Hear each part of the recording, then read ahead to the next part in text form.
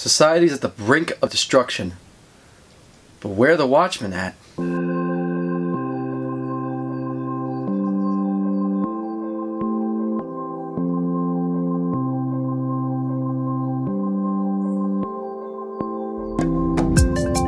Hey guys, welcome to Comics Review. I'm ComicManJake, and here in the Comic Cave, anything can happen. We're going to be talking about Geoff Johns' Doomsday Clock. Now, for most of you that don't know what that is, Doomsday Clock is basically, if you guys know or have seen that movie, The Watchmen, The Watchmen was like its own standalone comic book that sold phenomenally. And for those who are thinking of picking up a DC Rebirth right now, the new DC kind of launch party thing, most of you are wondering where most of the Watchmen are, because they've been heavily hit. If you've read The Button, the Batman Flash team up, it showed that Dr. Manhattan's there. He's real. They showed the comedian's button and everything. So where is everyone else at? Doomsday Clock is what explains that. Right now, it is a 12-issue miniseries. Right now they are on issue 4. It used to be monthly, but now it turned into bi-monthly. And honestly, I have to say, this is amazing. Like, this is like, has to be like Geoff Johns' like best work. And this is like me saying it because I've read like a lot of his stuff. His Green Lantern run is what he's really famous for. It was a 10-year run where he basically made Green Lantern popular. I mean, if you read him back in the day, Green Lantern was a nobody. Green Lantern was a guy who, he was like, you know, it's a superhero, but anything yellow came along, he was like, oh, darn it, the yellow impurity, that guy went into a yellow car, I can't do anything. Oh, he's in a yellow house, I can't do anything. It's like, what? And Geoff Johns explained more of that and actually made it more like, no, this is what really happened. Everyone's like, oh, it makes sense. And this is really cool. This is really awesome. But Doomsday Clock basically brings the Watchmen to the DC Universe, and he does such a fantastic job doing it. The first issue is basically reveals that like this is 5 years after the Watchmen event, where, you know, US and Russia finally at that time, like they put down their arms to help with the event that happened, which was like a giant Agent Vice launched a giant monster, and the world came in mourning, and like they were almost on the brink of nuclear war, but it stopped because of what Agent Vice did. And no one knew it was him that actually released it. And this one, like, well, they clearly know he released it, and we find out he's dying from cancer, but and a whole bunch of other stuff, like Rorschach's back. And if anyone knows or read the comics, Rorschach died in the end.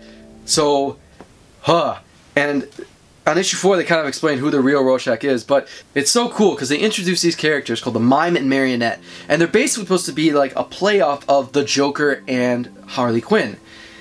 And you see in the beginning of this first issue where Mime doesn't talk, but he mimes, and Marionette's more of a kind of, she's more like the Joker. And you find out, I think in issue 2, because there's this one scene, it's either 2 or 3, where there's this one scene where they go to they finally go into the DC universe, and they go into the Joker's bar, and the Joker thugs are like, basically, you can't be here, and you know, this is his, you know, his territory, and they're like, well, who the heck is this guy? I don't know who he is.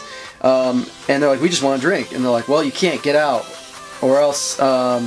And he grabs like Marionette and goes, you know, oh, I'm gonna do like bad things to her. I'm gonna, you know, yeah.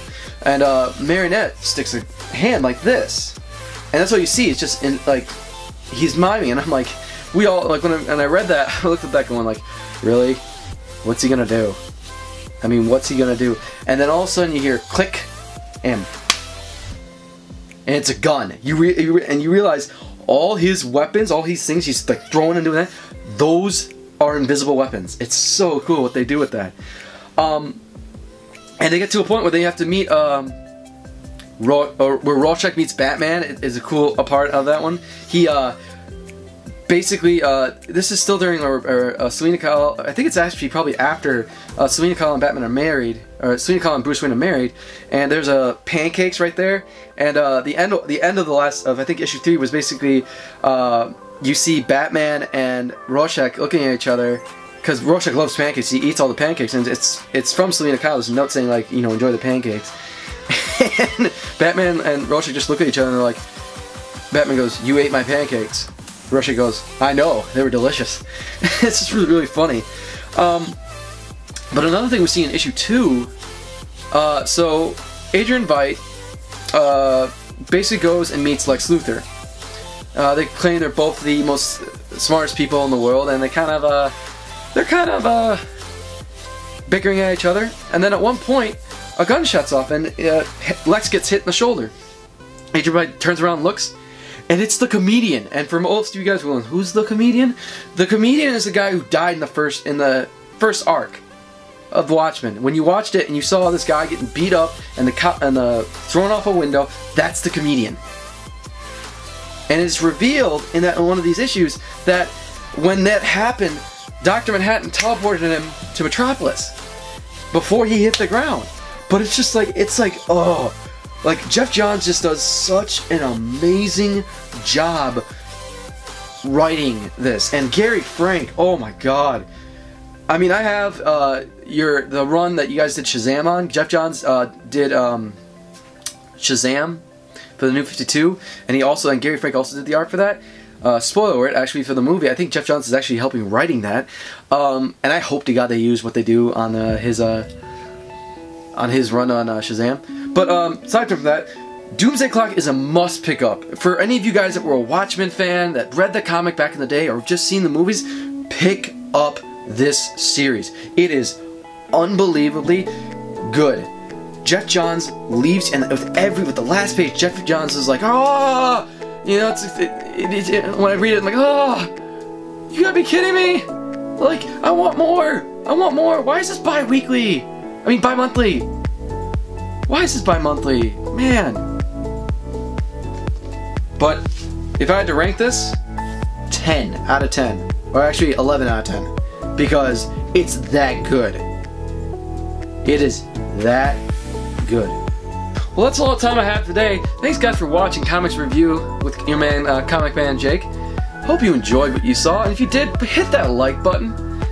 You know, it helps me know what things I should do and what I shouldn't. And you know, hit that little subscribe button, you know, over there. It helps me out. And you know what? Also, if you really like to see it and you don't want to miss an episode, hit that little bell over there that helps, you know, you notify every time I put up a video. I'm ComicManJake, and hope you enjoyed this episode. Peace out.